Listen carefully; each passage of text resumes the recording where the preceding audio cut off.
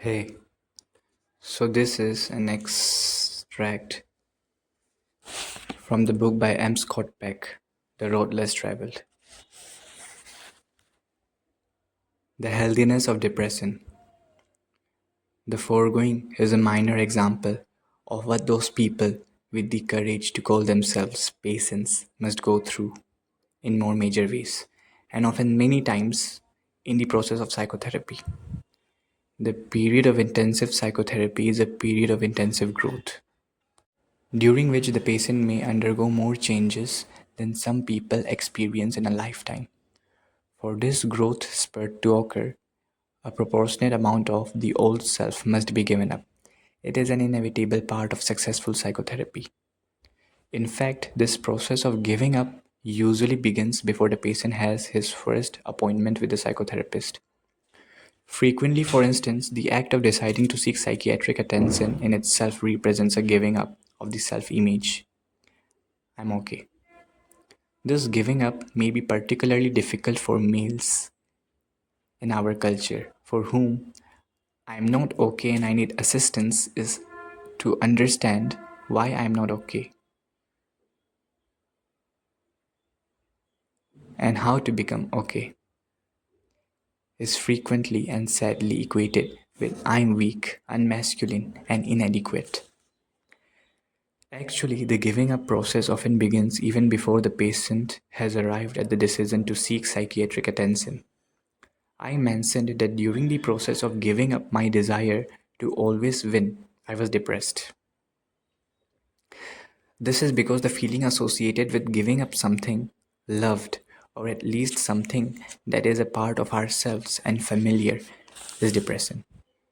Since mentally healthy human beings must grow, and since giving up or loss of the old self is an integral part of the process of mental and spiritual growth, depression is a normal and basically healthy phenomenon. It becomes abnormal or unhealthy only when something interferes with the giving up process, with the result that the depression is prolonged and cannot be resolved by completion of the process. A leading reason for people to think about seeking psychiatric attention is depression.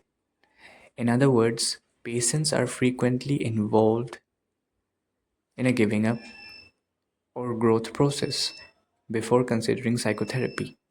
And it is the symptoms of this growth process that impel them toward therapist's office. The therapist's job, therefore, is to help the patient complete a growth process that he or she has already begun. This is not to say that patients are often aware of what is happening to them.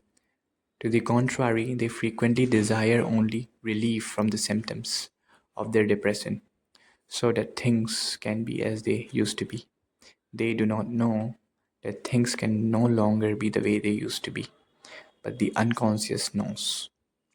It is precisely because the unconscious, in its wisdom, knows that the way things used to be is no longer tenable or constructive, that the process of growing and giving up is begun on an unconscious level, and depression is experienced.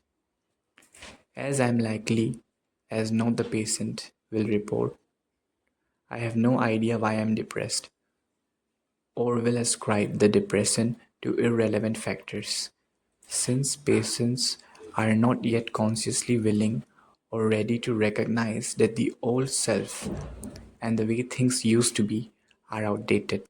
They are not aware that their depression is signaling that major change is required for successful and evolutionary adaptation.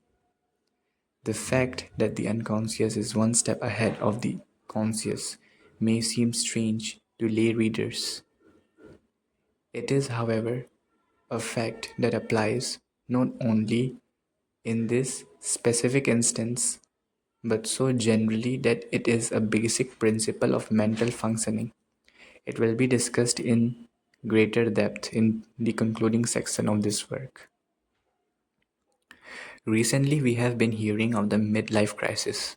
Actually, this is but one of many crises or critical stages of development in life, as Erik Erikson taught us 30 years ago.